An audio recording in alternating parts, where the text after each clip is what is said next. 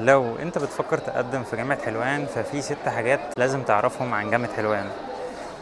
بس خلينا نتكلم من هنا. اول حاجة المواصلات. عندك 3 حاجات للمواصلات. اول حاجة اللي هي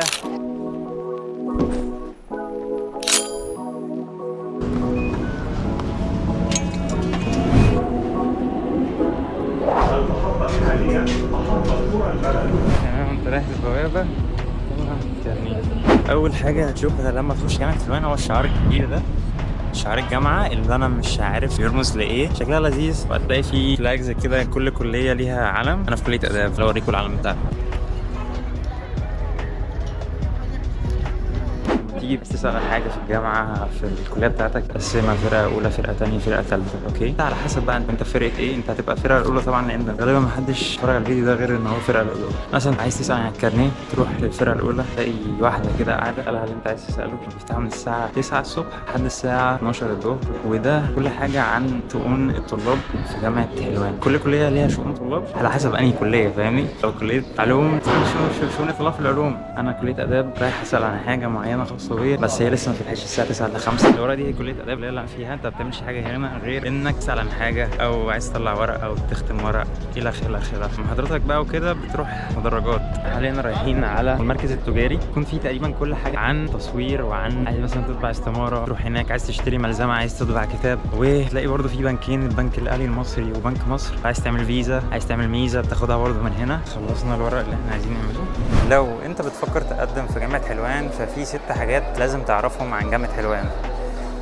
بس خلينا نتكلم من هنا. اول حاجة المواصلات. عندك 3 حاجات للمواصلات. اول حاجه اللي هي الطريقه العاديه جدا اللي هي المترو القاهره. انت لو عايز تروح في اي حته في العالم، اركب بس المترو وخلاص انت وصلت الجامعه. تقعد 16 محطه 18 محطه بس انت في الجامعه. تاني حاجه الميكروباصات. في ميكروباصات بتوديك لحد حلوان، منطقه حلوان يعني. في ميكروباصات توديك لحد الجامعه، فانت تختار بين الاثنين، جامعه حلوان او تروح حلوان وتركب من حلوان او تتمشاها لحد الجامعه. تالت حل ان يكون ليك عربيه خاصه، ولو انت غني جدا يعني في جراج في الجامعه عادي ممكن تركن عربيتك فيه، او الموتوسيكل بتاعك. بس ما انصحش بصراحه، ممكن تاخد مترو لانه تو ماتش بنزين، ممكن توفرهم في المترو افضل. دي عن المواصلات. يجي حوار الاكل. هتاكل ايه لو انت جاي جامعه حلوان؟ فعندك حلين. الجامعه بتقدم وجبات. تاني حل المطاعم اللي بتبقى موجوده في الجامعه. المطعم اللي بيبقى موجود في الجامعه في مطعمين، مطعم ويتش ومطعم اللي هو اللي ورايا ده مش فاكر اسمه ايه يعني، بس هتلاقي مطعمين. فخلينا نروح لمحمد يدينا نبذه صنططه عن ويتش. ويتش دي فاتحه من 1990 في جامعه حلوان. لينا 3 فروع ما شاء الله يعني. ويتش معروفه جدا طبعا في الجامعه، وبنشتغل باحلى جوده وبنشتغل باحلى شيفات، والحمد لله يعني اسمنا مسمع يعني. الاكل اخباره ايه هنا، عامل ايه؟ والله بص، احنا الاكل عندنا كل الجوده ما شاء الله، حاجه يعني حاجه جميله جدا. بالنسبه للي عندنا النجريسكو معروف جدا، بنعمل بالجودات العاليه جدا. كريب برضو نفس الكلام،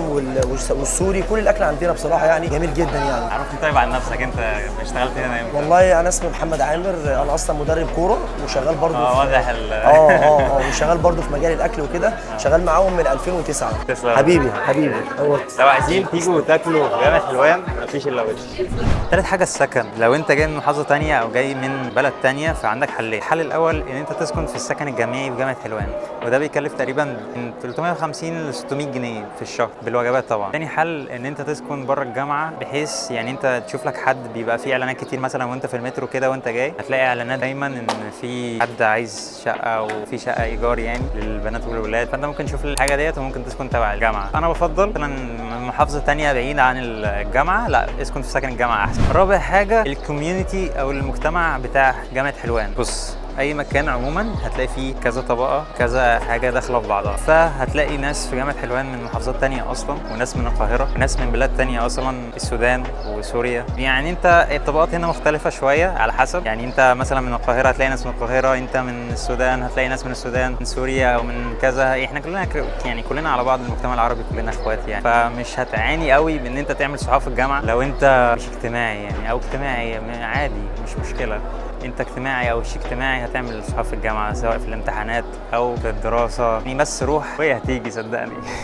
خامس حاجه واهم حاجه تقريبا عندي هي المصاريف. طيب مصاريف الجامعه بتختلف، انت حكومه او كريدت او جاي من بره مصر. الحكومه بتبدا من 1000 جنيه كليات لحد 3000 جنيه او 3000 ونص. الكريدت مش متاكد قوي بس هي تقريبا من 10000 جنيه لحد وانت طالع ل 50 و60 الف. الناس اللي جايه من بره مصر اعتقد دي مصاريفهم بالدولار، فانت ممكن تروح تشوف جوجل، تسال جوجل يعني المصاريف في جامعه حلوان بالنسبه لطالب جاي انترناشونال هتكون عامله ازاي، لان انا ما عنديش علم قوي بالحته دي. اخر حاجه عندنا النظافه بتاعت الجامعه. بص يا صاحبي، الجامعه نظيفه جدا ومليانه مساحات خضراء كتير. لو انت قلقان مثلا ان الجامعه مش نظيفه وما فيهاش حمامات كويسه بتاع، لا الجامعه نظيفه جدا. سوري على شعري اللي بيطير. الجامعه نظيفه، فيها مكتبه لو عايز تذاكر، فيها كل حاجه يعتبر، فيها انشطه ترفيهيه كتير، فيها ملعب، فيها فريق. فانت لو عايز تعمل اي حاجه من الحاجات ديت لازم بس تتعب وتسال تنزل، وصدقني هي الدنيا تتحل. طيب حاجات اضافيه للناس اللي لسه طالعه من ثانويه عامه ورايحه الجامعه عشان ما تعملش عامل لهم ميم ماتيريال. اوكي، اول حاجه اسمه دكتور مش مستر. تاني حاجه ان انت ممكن تخرج في اي وقت عادي، عايز تروح الحمام مش لازم تستأذن تقول له يا دكتور انا خارج. دكاتره بتعمل كده ودكاتره بتعمل كده بصراحه يعني. فانت شوف الدكتور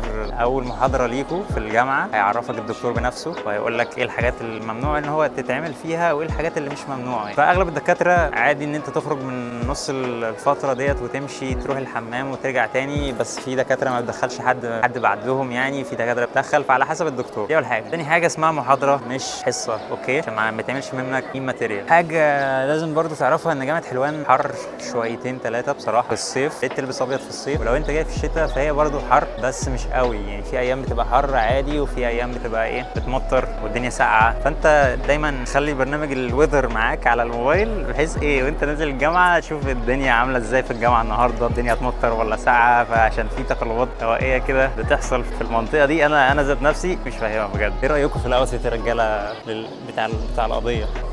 وبس يا صديقي، دي تقريبا كانت كل حاجه عن جامعه حلوان. لو عندك اي اسئله تانية يا ريت تسيبوا لي في الكومنتس، اعملوا لايك وسبسكرايب. كان معاكم زين، سلام.